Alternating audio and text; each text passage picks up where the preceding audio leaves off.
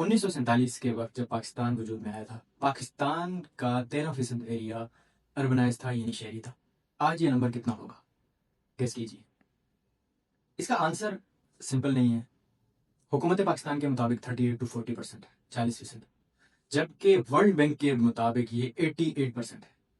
तो ये जो वेरिएशन आ रही है, आप इकोनॉमिस्ट जो हैं वो कहते हैं कि आप 60% एरिया एक अच्छा एस्टिमेट ले सकते हैं। उसमें ये जो डिफरेंस आ रहा है ये आता है तारीफ की वजह से। जो डेफिनेशन दी जाती है हुकूमत पाकिस्तान का या हुकूमत का, ये मसला होता है कि वो किसी एरिया को अर्बनाइज्ड या शहरी एरिया उस वक्त मानती है जब उसके पास उसकी उस हिसाब से रजिस्ट्रेशन हो, फिर हुकूमत को वहाँ पे उस हिसाब से सर्विसेज पहुँचानी होती हैं। तो इसलिए हुकूमत का तो ये मसला है कि वो असल पिक्चर नहीं बता पाएगी।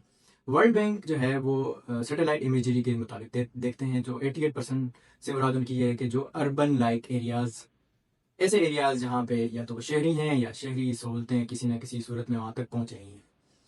अब आपका अपना तजर्बा अगर आप देखें, आप लोगों से मिलें, जब देही इलाकों में जाते हैं तो आपकी एक्सपेक्टेशंस होती हैं कि वहाँ पे आपको देसी सब्जियाँ, दूध, मक्खन, दही देसी मिलेगा, अंडे देसी होंगे, खाने जो पुराने देसी साग वगैरह वो करता था, ठीक, मकई की रोटी वगैरह वो मिलेगा। लेकिन जब आप वहाँ जाते हैं तो इसके बरक्स आपको सूरत हाल मिलती है। उसकी वजह यह है कि अब वाकई में पाकिस्तान का बहुत बड़ा एरिया अर्बनाइज्ड यानी शहरी हो गया है। नहीं तो वो शहर की सहूलतें वहाँ तक पहुँच गई हैं, रोड पहुँच गए हैं, जगह जगह दुकानें खुल गई हैं, जो कि मशरूबात, आप गाँव में जाएँ तो आपके सामने कोई लस्सी नहीं रखेगा, पेप्सी कोका कोला रख देगा। तो इसका मतलब है कि उसका वो एक्सेस है, कहीं से वो लेके आ जाएगा जाकर, और लस्सी को बनाने में टाइम लगेगा। पूरी उसकी अपनी सप्लाई चेन है जो कि अब मुतासिर हो चुकी है या ख़ास लोगों के पास रह गई है। रिलेटिवली बात कर रहा हूँ। तो अब आप वहाँ जाते हैं तो आपको वो चीज़ें उस तरीके से नहीं मिलती, बल्कि चेंज हो चुकी हैं। तो इसका मतलब है कि जो अब इसको अगर तरक्की की नज़र से देखें तो तरक्की वहाँ तक पहुँची है, लेकिन तरक्की के भी साइड इफ़ेक्ट्स होते हैं और इसके अपने साइड इफ़ेक्ट्स हैं। सबसे बड़ा मसला ये है कि इसमें हम अपना कल्चर नहीं बचा पा रहे, बेहंगम तरक्की हो रही है। जो भी अच्छी चीज़ें थीं, रवायात थीं, वो भी मुतासिर हो रही हैं। अब अर्बनाइजेशन होती यूँ है कि लोग जो देही इलाकों से शहरी इलाकों की तरफ आते हैं, उसमें हो सकता है कोई अपने बच्चों की तालीम के लिए आता हो, कोई अपनी फैमिली की सेहत के लिए आता हो। गवर्नमेंट सर्विसेज ज़्यादा बेहतर होती हैं, लेकिन हमें मालूम है कि डेवलपमेंट के रीजंस बहुत कम होंगे, ज़्यादा मजबूरी के रीजंस हैं, वो है कमाई यानी रोज़गार का मसला। अ, ऐसा है कि चूँकि अर्बनाइजेशन अब बढ़ गई है तो देही इलाके कम हो गए हैं वहाँ पर। उसकी वजह से जो एग्रीकल्चर रिलेटेड एक्टिविटीज़ हैं वो उस हिसाब से लोगों को नौकरियां नहीं दे पाती। अर्बन एग्रीकल्चर ने वैसे बहुत तरक्की की है अगर हम हिस्टोरिकल नज़र डालें, लेकिन अब उस हिसाब से वो जॉब्स नहीं दे पाती। वो जॉब्स अब ज़्यादा जो चूँकि जैसे जैसे शहर बनते आ रहे हैं या वहाँ उन जो देही इलाके होते थे उनके पास छोटे छोटे शहर बनते जा रहे हैं, लोग वहाँ आते हैं। तो इसलिए अब जो एग्रीकल्चर का जो जीडीपी में जो शेयर था वो 53% से अर्ली 50s, जब पाकिस्तान बना था 53% एग्रीकल्चर का शेयर जो जीडीपी था वो गिरकर 23% आ गया, 23% है तकरीबन।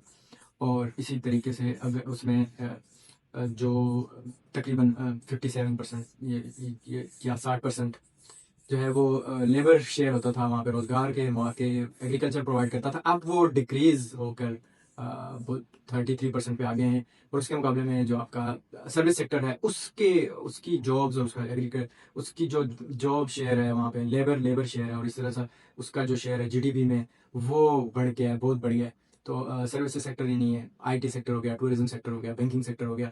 तो इस तरह से इन सेक्टर्स का जो है वो जीडीपी शेयर बढ़ गया है। तो यहाँ से पता चलता है कि पाकिस्तान एक अब रूरल एरिया नहीं रहा, बल्कि अब तो एक वर्ड है रर्बन।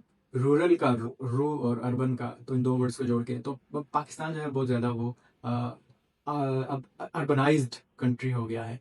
उसमें माइग्रेशन आ जाती है छोटी जगहों से बड़े शहरों की तरफ, छोटे इलाकों में, छोटे शहरों में, सेकंड टीयर शहरों में उस हिसाब से जॉब्स अपॉर्चुनिटीज़ नहीं होती, तो लोग फिर बड़े शहरों की तरफ जाते हैं। इसीलिए आप फिर बहस देखते हैं कराची जैसे शहर में, जहाँ पे मकामी गैर मुकामी की बहस देखते हैं। हालांकि अगर टेक्निकली देखें तो इन बड़े शहरों को लेबर की ज़रूरत होती है, चीप लेबर की ज़रूरत होती है।